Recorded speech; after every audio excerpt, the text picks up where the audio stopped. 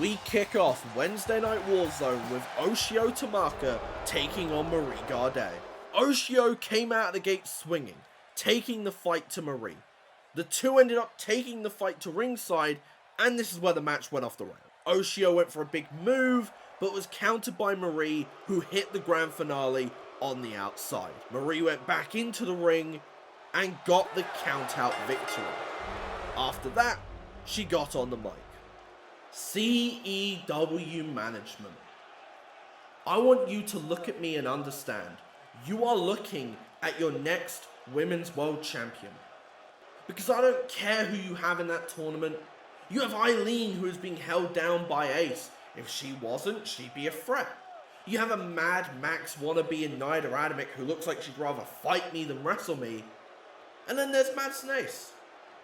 I actually quite like her. We're very similar in the sense that we will do whatever it takes to get the win. But it doesn't matter how the brackets stack up, I will beat my two opponents, and I'll take on fragile little Mayu and bring CEW's top prize right here to EPW. So, Sunshine Valley want to send their strongest soldier against me. Cool. I mean, did they think I'd back down? Sure, he's strong, he's dangerous, and has the size and strength advantage. But I have something that can't be drilled into you, and that's heart. I defied the odds by defeating Jeff Riley, and I'll do it time and time again. In fact, I'll do it tonight. In the main event, open invitation to take a shot at the champ. The Gambit look to get some momentum going as they take on Jeff Riley and Gabriel Benton. The Gambit had the early advantage with Jason Zander overpowering Jeff Riley. But after a while of the Gambit isolating Jeff, he was finally able to make the tag to Benton, who was a house of fire, taking the fight to both men.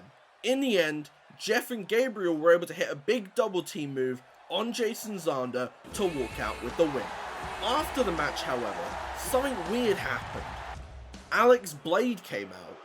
Gambit, gentlemen, I come here with good news.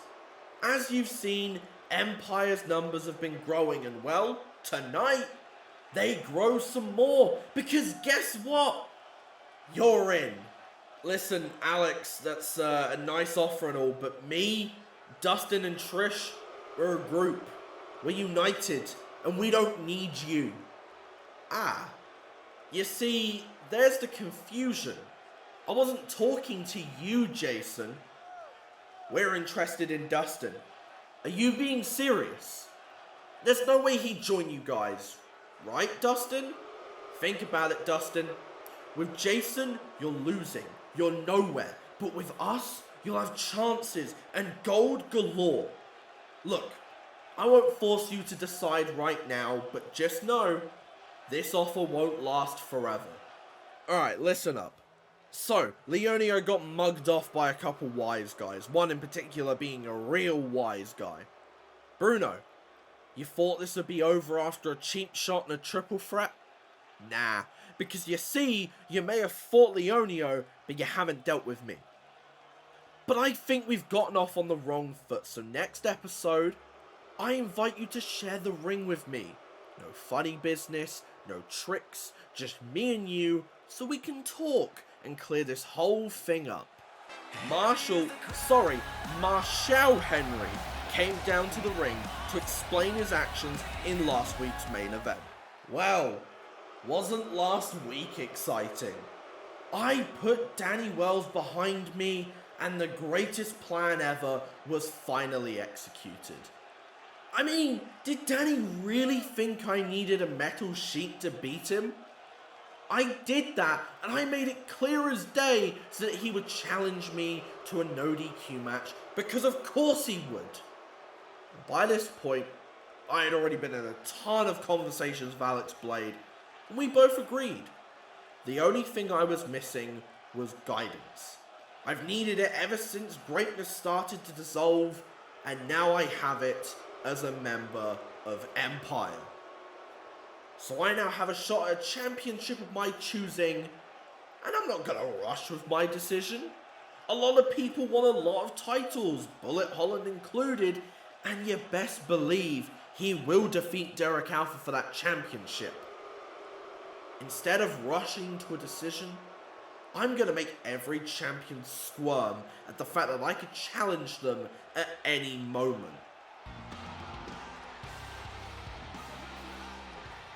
Oh, you guys were expecting Danny to come out here after what happened? That's funny. He won't be here. Because I beat him senseless. I left him laying. Danny might not be here, but we are. And we want to get revenge for him.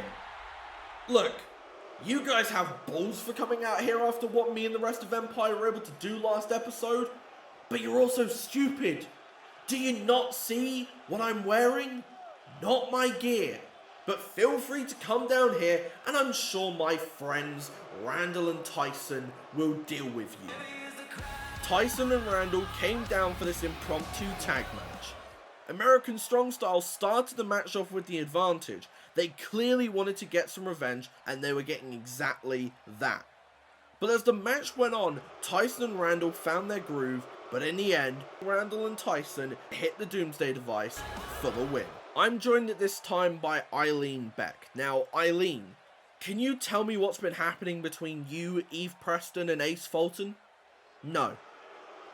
But what I can say is that Marie wants to say she's the favourite.